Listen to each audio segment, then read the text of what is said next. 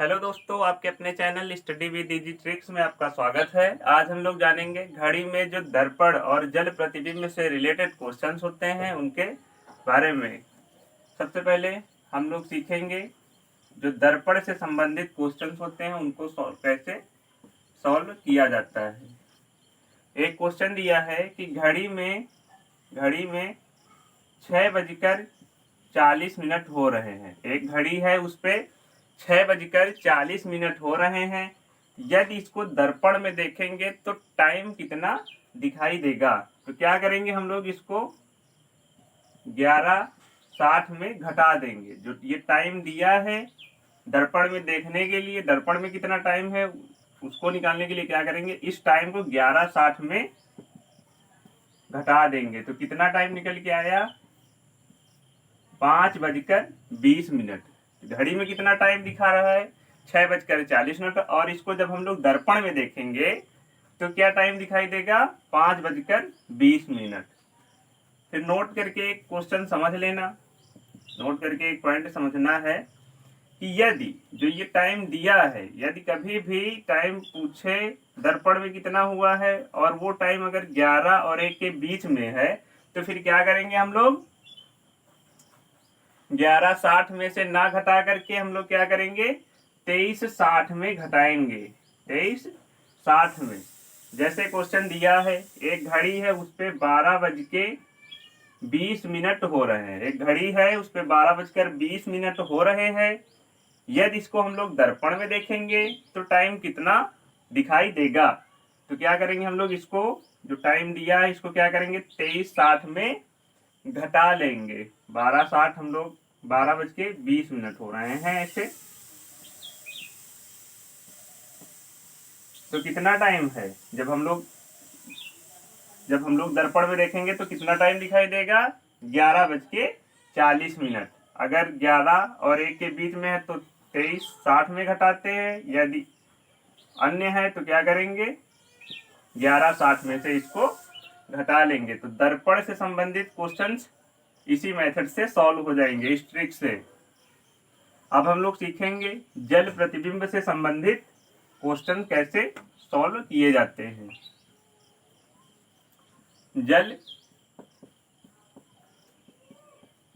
प्रतिबिंब, अब इन क्वेश्चन को सॉल्व करने के लिए क्या करेंगे हम, एक क्वेश्चन दिया है कि एक घड़ी में 2:10 हो रहे हैं। एक घड़ी में 2:10 हो रहे हैं।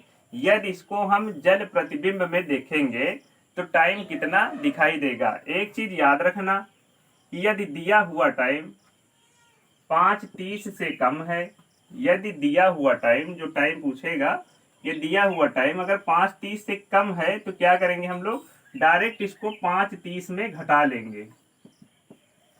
तो कितना टाइम निकल के आया, 3:20। तो घड़ी में 2:10 दिखा रहा है, इसको जल प्रतिबिंब में देखेंगे तो क्या होगा, 3:20 दिखाई देगा। अब मन में आपके क्वेश्चन चल रहा होगा कि ये 10 मिनट है और ये 30 मिनट में इसको घटाना है 5:30 में। यदि यही टाइम 30 से ऊपर होता, जैसे 2:40 होता, तो क्या दिखाई देता, जल प्रतिबिंब में टाइम। तो क्या करेंगे फिर हम, 5:30 में ना घटा करके क्या करेंगे, 5:90, 5:90 है, इसमें हम घटा लेंगे इस टाइम को। तो कितना टाइम दिया है, 2:40, इसको घटा लेंगे, फिर कितना आया। तो जब हम लोग इसको जल प्रतिबिंब में देखेंगे तो कितना टाइम दिखाई देगा, 3:50। फिर क्या है क्वेश्चन, समझेंगे एक चीज कि ये क्या था, 5:30 से कम था। अगर यही चीज 5:30 से अधिक होती तो फिर हम लोग क्या करते, जैसे अगर टाइम यहाँ पे दिया होता है कि एक घड़ी में 7:20 हो रहा है, एक घड़ी में 7:20 हो रहा है।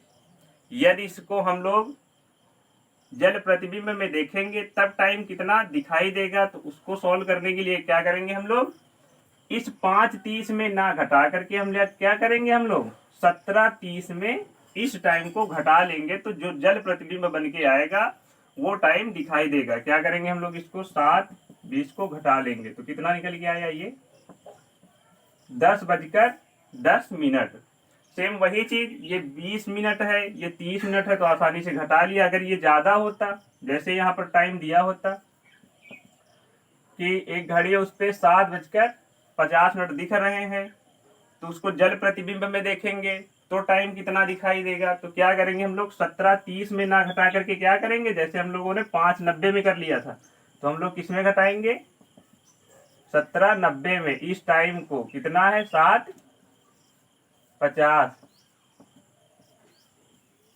तो ये टाइम निकल के आया। अगर घड़ी में जो है 7:50 हो रहा है, तो जल प्रतिबिंब में देखेंगे तो कितना टाइम दिखाई देगा, 10:40। तो वह क्वेश्चन में घड़ी से जो दर्पण और जल प्रतिबिंब से रिलेटेड क्वेश्चंस आएंगे तो हम लोग ये आसानी से सॉल्व कर लेंगे। आशा करते हैं आप सभी लोगों को ये टॉपिक अच्छे से समझ में आ गया होगा।